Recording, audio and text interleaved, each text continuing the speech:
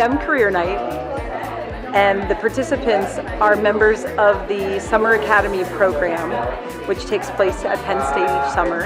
And we're excited to have them. It's about 30 high school students who are college bound, who are spending 3 weeks at Penn State to learn how to navigate a college campus. So STEM Career Night, students who are part of Summer Academy to come here and they get an introduction to what the different options available to them in STEM are. So we have science table, technology table, engineering, and math. The two science tables that we have here tonight are forensic science and chemistry, and the tables are all staffed by either graduate students or undergraduate students here from Penn State. We're not only introducing the Summer Academy students to these fields and the options that are available to them in these fields, but also to their own personal stories.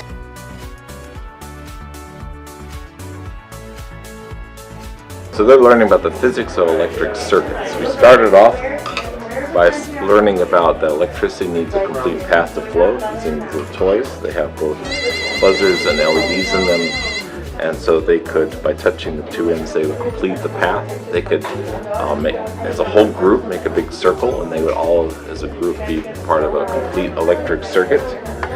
Once they learned about how to complete electric circuits, then they made electric circuits with light bulbs, buzzers, motors, and LED.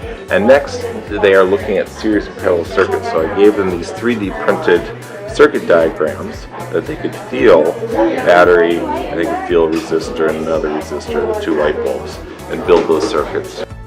The National Science Foundation recognizes and very much values the fact that science today requires the collective approach from many different disciplines. And those different disciplines have to converge to solve the complex problems that are facing us. And this program provides an opportunity to make sure that none of the talent is missing.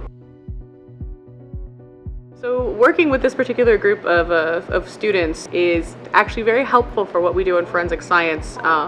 Forensics tends to be a very visual medium, and so everybody just depends on their sight observation to do everything.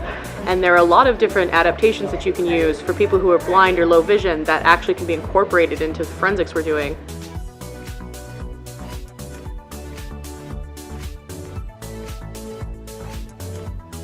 Working with these students in this experience, it has really impacted my understanding as a teacher in finding areas where students are struggling and really understanding how to deal with those struggles, how to overcome different obstacles. And a lot of the struggles that these individuals have are the same as sighted individuals, sighted students would have. So it just gives you a better appreciation for how difficult it is to learn these topics. Our hope is during this time our students will learn different things about working in the STEM fields and opportunities available for them that they never thought of before.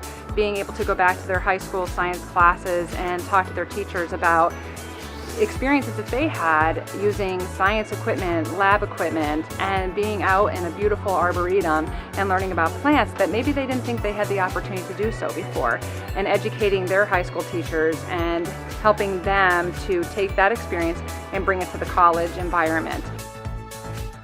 One of our primary goals at the Office of Science Outreach is to involve College of Science students and faculty in doing outreach with populations that might not get involved in STEM otherwise. So we want to make sure that we are both bringing science to them and bringing them into science environments, but also getting our faculty and students involved in that endeavor.